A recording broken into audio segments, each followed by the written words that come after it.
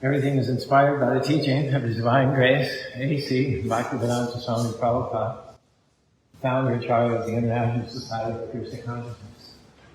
Om Agyanantimarandasya Gyananjanasavadya Jatsudavindiritam Yana Tashmai Shri Devanam Shri Chaitanam Visam Stapitam Yana Bhutale Sayam Palakadamyam Vedati Swaparadikam. So our topic today is, you're not a victim. We all go through things in life that are unfair, people that do us wrong. That company let us go. We came down with an illness that we can't seem to get through. When these things happen, it's easy to lapse into a victim mentality, thinking that we're at a disadvantage. We're shortchanged. We can't do anything great. We're just average. Look how I was raised. I can't love again. I was hurt too bad. I can't be happy. I've been through too much. What you did there is you just accepted a permanent role as a victim. And that's probably where you're going to get stuck unless some basic changes are made. Who hasn't been through unfair situations? But not everyone uses those as an excuse to wallow in self-pity, give up on life, and not pursue your dreams.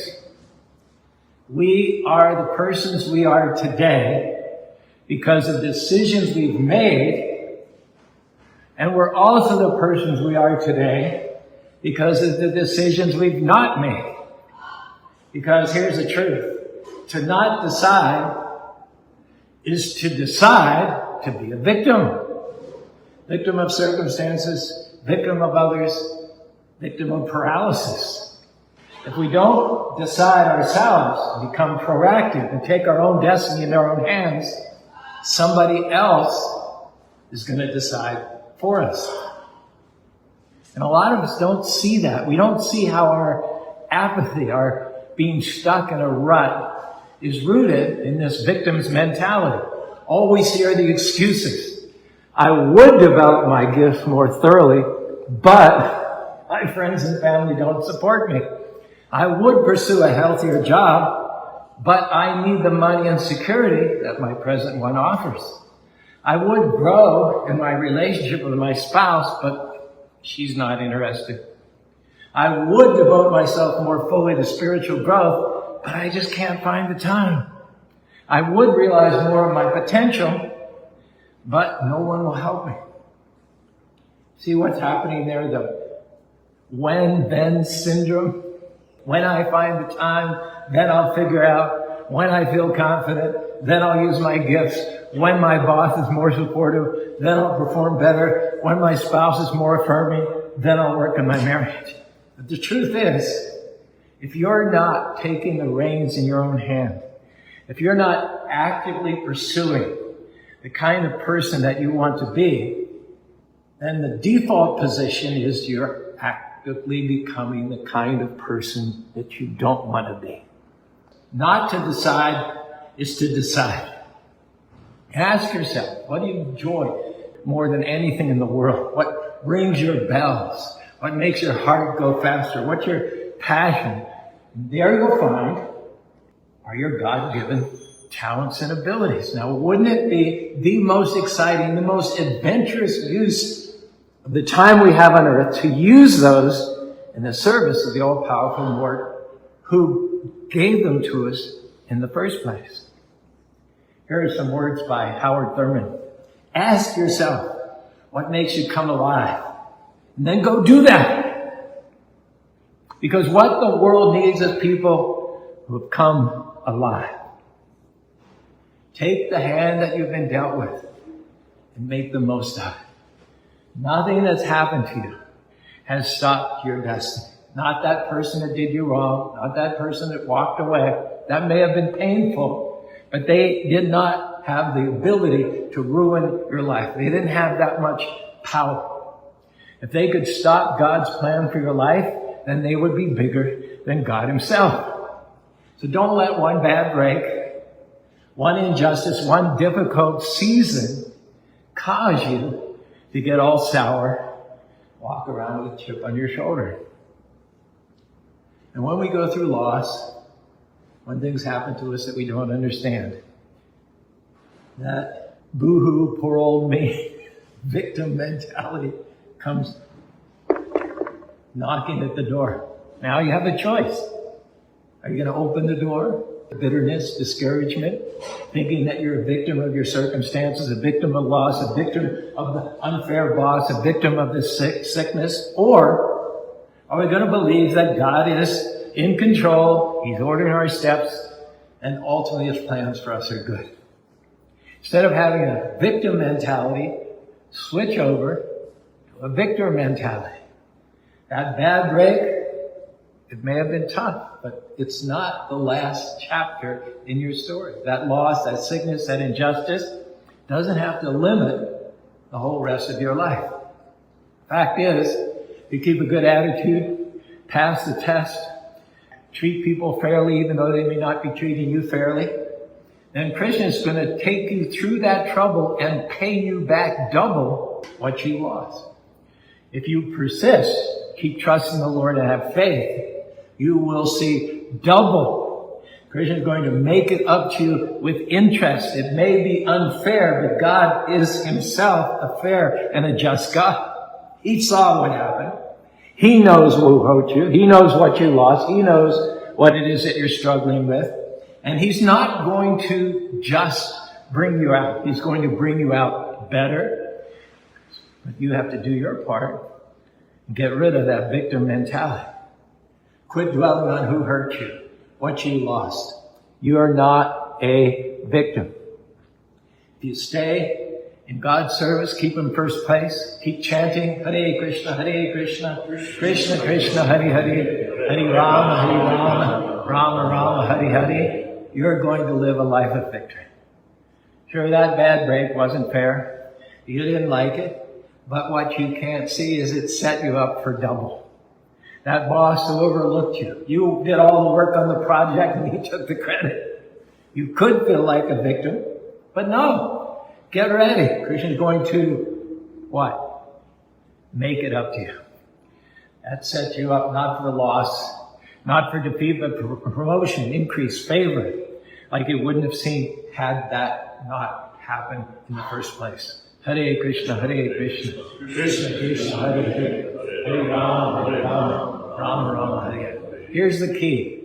Nobody can make you a victim. Nobody can force you to do things that are unfair. You can go through things you don't like, go through things you don't understand, but none of that can force you to have a victim mentality.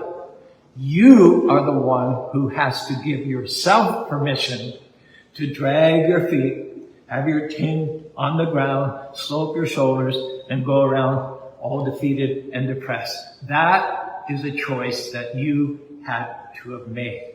I'm at a disadvantage. I'm going to feel sorry for myself. This bad break has ruined my whole life. When you're tempted, when you're just on that edge, what you have to do is dig down deep and say, no, thanks. God did not make me with His almighty hands to be a victim. I refuse to live bitter. I refuse to be angry, thinking that I've been shortchanged. Because I know that God's still in control. Not a blade of grass moves, not a sparrow falls to the ground, but that He doesn't sanction. And I know something even more important, that He did not bring me this far to leave me. That what was meant for my harm, He's going to turn around and use it to my advantage. In the 1960s, in the east side of Manhattan, twin brothers, Liam and Sean, they grew up in a very rundown area, in chaos, you might say. Home life was defined by poverty, neglect, single parent, cycle of instability that left them feeling throughout their childhood abandoned and angry. Now, Sean carried this weight of loss and disadvantage as a catalyst for spiritual action. One day, he was out walking near Tompkins Square Park, and he was drawn by the sound of rhythmic chanting. At first he thought it was Dalai Lama, Dalai Lama, but when he got closer and he saw the sign, he saw that these people were chanting, Hare Krishna, Krishna Krishna, Hare Hare, Hare Ram, Rama Rama, Hare Hare. And in those days, in the 60s, the Hare Krishna movement was just getting off the ground. So he listened to what the speaker had to say in the interim between the chanting.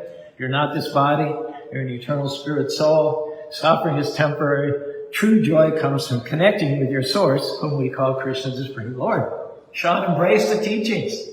He learned to chant the Maha Mantra. He learned to become a vegetarian, offer his food. He took his anger and transformed it into what we call seva, or service.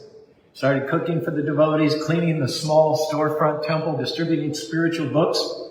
And when he was faced with a roadblock or a setup like being mocked, when he was publicly chanting on the street or running out of funds, which they always were doing in those days, he refused to say, I can't. He took responsibility for his own progress. He viewed every difficulty as God's arrangement to strengthen his faith. He surrendered more and more, day by day, becoming more completely transformed from a life which was nothing more than a chronicle of one complaint after another into a life of one type of service after another. And as a result, he became a beacon of peace, resilience, a true victor over his early hardship. Now his twin brother, just the opposite, allowed himself to become a victim of the past. He weaponized their early history, saw the world as owing him compensation for his pain, interpreted injustice not as having a great universal spiritual truth, but as a personal attack that the universe was out to get him. Every failure that he subsequently encountered in school, work, or relationships was immediately traced back to his disadvantaged childhood. And when he saw his brother chanting, smiling, beaming, he would sneer and accuse him of escapism, of running away. You think chanting's going to fix the world that hurt us? What Liam had done was chose the narrative of the victim. It's not my fault. It's the government's fault. It's the system's fault. And eventually it was his brother's fault for being too weak not to go around with a chip on his shoulder all the time. And what's happening here is he refused to hold himself accountable, constantly believing that better circumstances had to arrive before he would bother to try harder. Never ventured beyond his comfort zone because of the risk of failure, which would then confirm his belief that the world was against him. His life spiraled into a cycle of self-pity, resentment, and a focus on the unfairness of the past. And what happened is potential was all wasted. In his heart, rock hard. Both men had the same start, the same trials, the same access to the same spiritual wisdom, circulating just blocks away from their childhood home. One used his suffering to justify surrendering to Krishna and became a victor, but the other used it to justify surrender to self-pity. He remained trapped by a past that he refused to leave behind, taking the past with him into the future. Ask yourself this question. When all is said and done in your life, will there be more said than done, or will there be more done than said? The clock is ticking. Krishna's adventure for each and every one of you is waiting. The time is short. Our assignment is great. Don't waste time wallowing in self-pity with a victim's mentality. Rather, affirm to yourself each and every morning and throughout the day, I refuse to be a victim. I'm not a victim of my brother's jealousy. I'm not a victim of that person who lied about me. I'm not a victim of the coach who belittled me. They did me wrong, but Krishna promised he'll make it up to me. They forgot about me, but Krishna remembers each and every betrayal, every slight, every injustice. They tried to push me down, but the further they tried to push me down, if I pass the test, keep chanting, the more Krishna will raise me up in the end. People will say, oh, okay, true. That's just pie in the sky. Accept it. You're a victim. Every indication is you're a victim. Why don't you just accept it? God doesn't care about you. You're only one of the 6 billion people on the planet. Don't give yourself so much credit. God doesn't know about you. He's not going to give you the time of day. He's not watching you.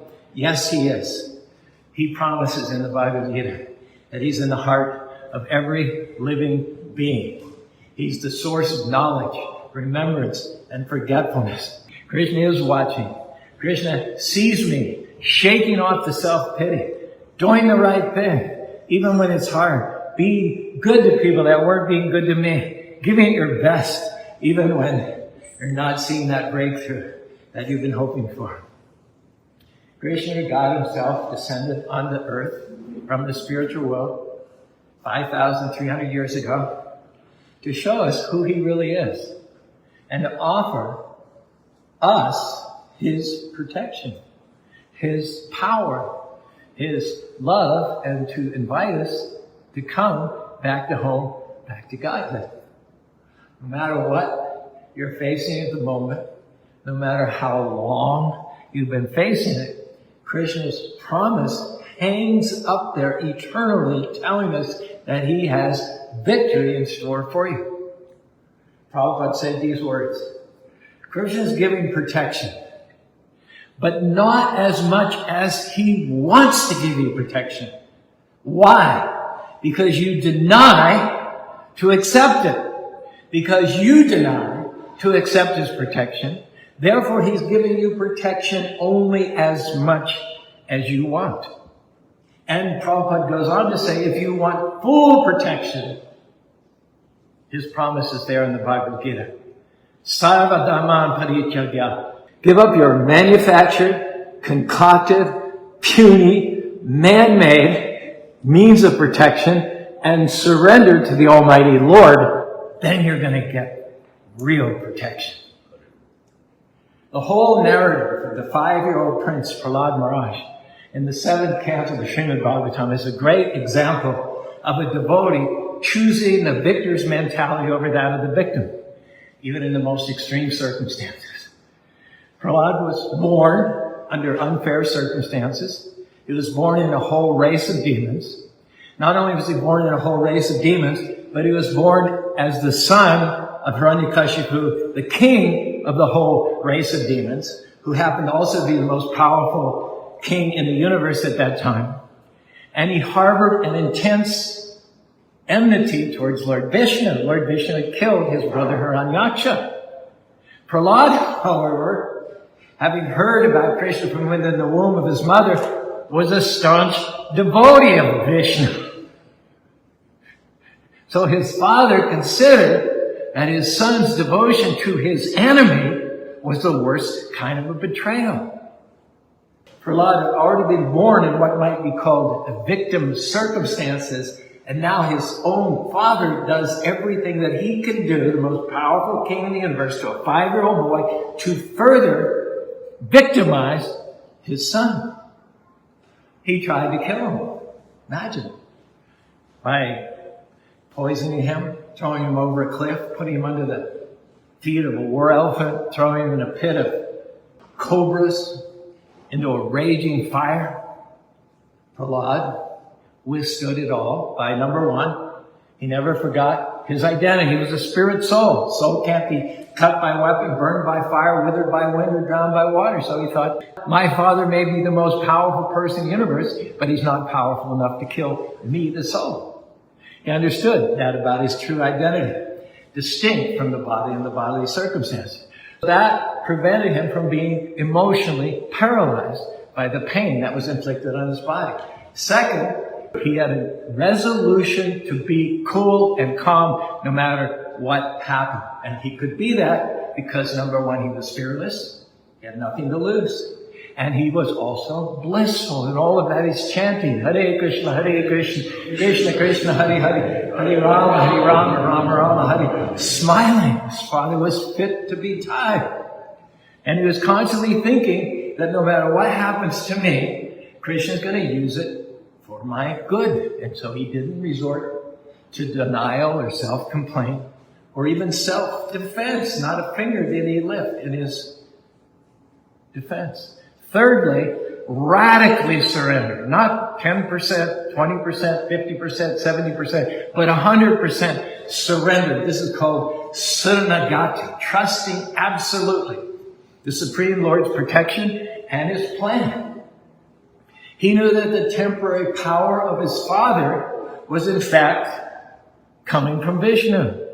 The source of the power that his father was using to torture him was in fact coming from Vishnu. And that the power that his father had on borrowed time from Vishnu was nothing compared to the power of Vishnu. And the power that his father had to try to kill him was nothing compared to the power of Vishnu to protect him. And lastly, in all of this, rather than cultivating bitterness and revenge, which would be typical, I think you'll agree, of a victim, Prahlad demonstrated compassion. After Nrsimha appeared as a half man, half lion and killed his father, first thing he said was, "Can you do something for my father, even though he was so sinful? Can you give him a special dispensation?" Here's the story very quickly, if you don't mind. In ancient lore, we are told the story of a 5-year-old boy named Prahlad. His faith in Krishna was pure and bold, ignited within the womb. It shone like the moon. Krishna chants filled his soul while his father's rage viciously unfolded.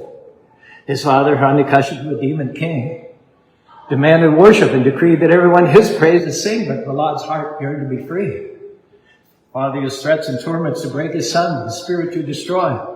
Though poisoned, trampled, thrown in the ocean, Prahlad's devotion was unbroken. Through every trial, Prahlad held fast. The Lord protected him as he passed every test.